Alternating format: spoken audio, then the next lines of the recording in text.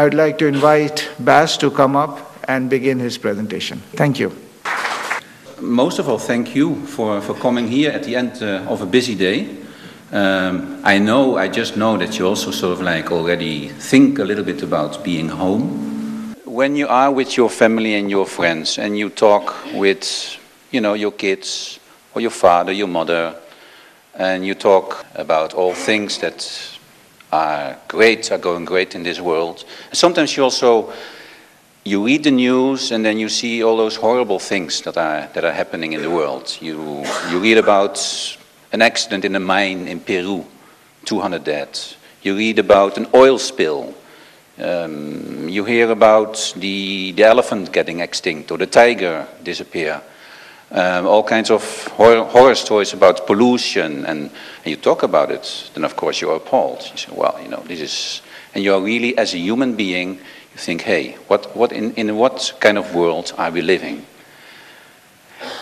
Yet, then on Monday morning, same thing. You say, oh no, but now I'm an employee, so I should actually say, is it profitable enough to invest in sustainability? Can we wait a few years? What do the others do? When you work at a bank, you might also say sort of like, sustainability, it's nice, but it is okay to also have your human values, to bring them to your office, to bring them to your work. It's okay to be a human being when you are at work as well. Because you can, in your position with a bank, with a government, with a company, you can actually do something about it. That does not mean that you are working against the values of your company. It is indeed becoming more and more evident that consumers, people, are increasingly interested in the world that lies behind the product or the service they buy. And apart from the price and the quality, as always, but now they also want to know how and where and by whom the product has been produced. It was 13 years ago, this quote. It's still there. It was not a fashion. You hear about sustainability everywhere where you go. I was talking about quality and price and those other issues. I mean, the boycott of McDonald's was not because the hamburgers were not good anymore. Shoes of Nike, they were not considered to be too expensive or whatever. Normally it is not about price and quality. Normally it is about other issues. In this world of social media, internet, increasingly transparent, you can, as a company, you can run, but you can no longer hide. People, wherever they are, can see exactly what you are doing, and of course sometimes things go wrong and people will see it and they will demand action. That is, in a way, is easy. At the other hand, it's very complex, because when you think about what those people are demonstrating against, it's actually, collectively, it is about the impact of their own behavior, about the unwanted consequences of their consumption patterns and production patterns. It creates a feeling still of us and them, but as I said, it is a bit more complex. It is not so that they are destroying our planet and that they keep other people in poverty, etc. We are all in it together. Are you convinced? Yeah, I'm convinced that sustainability is surely a fact, for the simple reason that if the planet has to survive, the impact and conditions across the globe. Recently, we read in the papers that there are now 7 billion people on the planet, and I guess some of the resources that we have are limited. So at some point in time, there's not going to be enough for everyone. And of course, if you as a society do not manage natural resources in a clever, in a smart way, yes, then it becomes a problem. What is the root cause of unsustainable situation on the earth? More people, and more people means more needs. More needs means more products. Products have to be produced.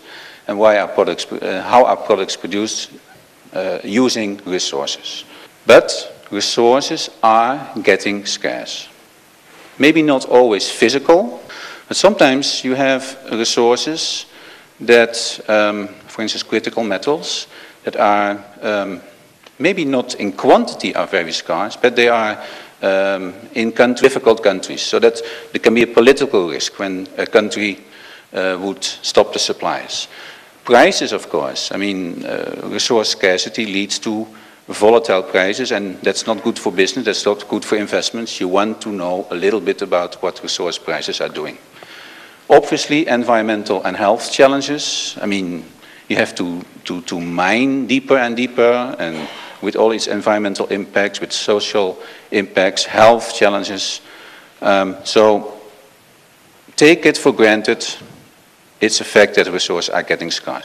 And that indeed, the 7 billion was already mentioned there. Is it something to celebrate or is it something to worry? I think it's not to worry, but you have to make sure with efficiency measures that those 7 billion people and maybe more can have access to basic needs coming from a consumption society, which is predominantly motivated by consumption, wishes, preferences, to a responsible society. So here you have just one ordinary consumer. She wants to dress in the nicest clothes, drive a great car, talk on the latest mobile phone, and watch my brand new DVD. Is there something wrong with that? Who says there is something wrong with that? A couple of examples of needs.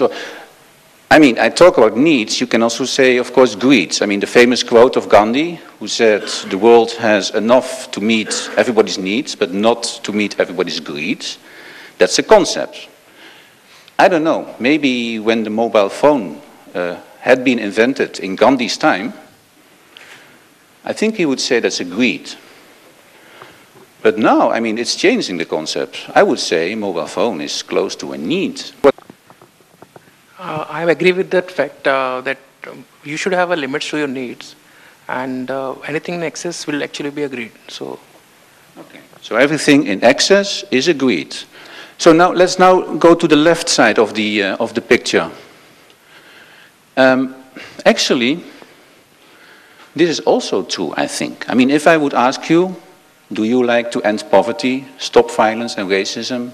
Would you like to get rid of pollution? Do you really believe that everyone should be equal? Is there anybody among you who said, no, no, no, no, come on, you know? So now the interesting thing for policymakers of these pictures, because you have already seen it, of course, those are not two consumers. It's one and the same. That is the interesting thing. We are all saying this and thinking this. Actually, somebody last said you should reverse it. We are saying this and thinking that, yes.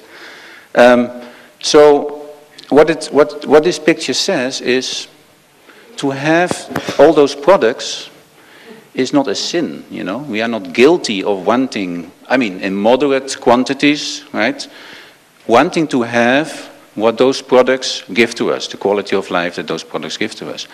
The fact that by our collective behavior, the quantity of all of it and the way they are produced, that it leads to problems such as in a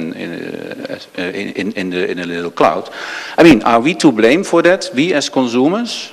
So this, forget it, as policymaker or UN or whatever, you cannot stop it. But should we then say, okay, so let's then give up, you know, on those ideals.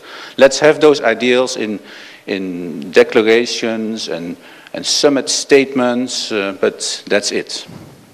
Is that the choice? Is that a choice? Who says yes? You have to choose. Or who sees the middle way? Can you achieve those two goals at the same time? I think there's a middle way possible. Even when I have a car, it's not there's no rule that I have to drive it every day to the work. Provided there is ample support in terms of public transport. Okay, so you say responsible use of your car, and if it's not necessary to have a car, then public transport, but then public transport has to be there, right? So I think if you want to have both, there are sort of innovations, underlying technologies and mechanisms whereby you can have both. They might initially be a little more intensive in terms of investments, but eventually in the long run, not only they're economical, but they're also sustainable. So if you it's not consuming less, it's consuming better, differently, more efficiently. And for that, as a consumer, you have, of course, a little bit of power, the power of your shopping bag, the power of your money. But you need, for responsible consumption, you need that the producers come to the plate and offer better products, better services, and of course also the government with. Now the point is sometimes that as a consumer, you really want to choose a better product, but you don't really know about the impacts of the product. This is of course something that most people only buy once, a wedding ring. I mean, a wedding ring, 7 grams. 7 grams is nothing, right? I mean, it has a huge symbol, of course, but a huge value, but 7 grams. Not everybody knows that behind, the world behind that wedding ring, in order to make the wedding ring, you need 2,700 kilo of raw materials. So then you are really giving something to your bride, right? I don't know if you have heard about the term decoupling. So what you do is normally when you have your GDP, normally resource use and environmental impacts are sort of going hand in hand. With decoupling, you try to get the resource use trend downwards. That is absolute decoupling, or at least not increasing with the same extent as GDP. You can do that with resource use, and even better, of course, having more GDP with less environmental impact.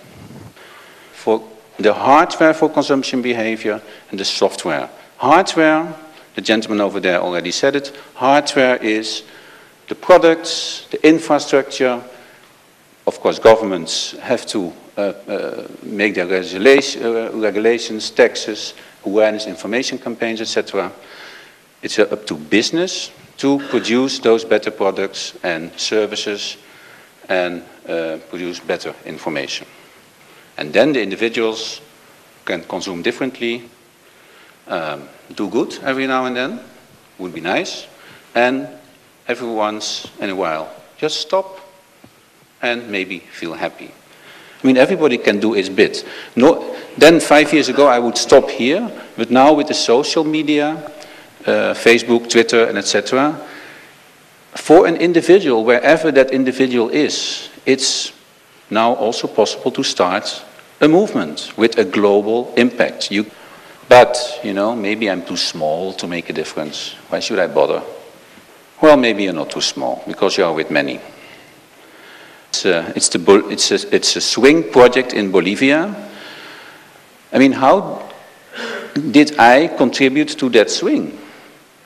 Not through NGOs or governments or whatever, no. You have a couple of websites, and they have ideas, and as an individual, wherever you live, I live in Switzerland, you say, hey, this is a project I like, because the poor, it's in Bolivia, a very poor country, the poor do not only need food and shelter, no, they also need fun, right? So it's also a light project, it brings some smiles, etc. To give microloans directly through the website to others. Then, of course, there's again this trust factor, because can you trust any website? No. So there's still good business for you as well to do it better than the individual. But just know that actually in the whole service sector there is now also a shortcut to sustainability. So if you don't, your customers will perhaps do it themselves. I said, well, do not wait for the others to do it. It's not them and us. Do not wait for the governments. Do not wait for business. You can also do a lot of that yourself in the working place, just to remain a human being. Be the change you want to see in the world. Thank you.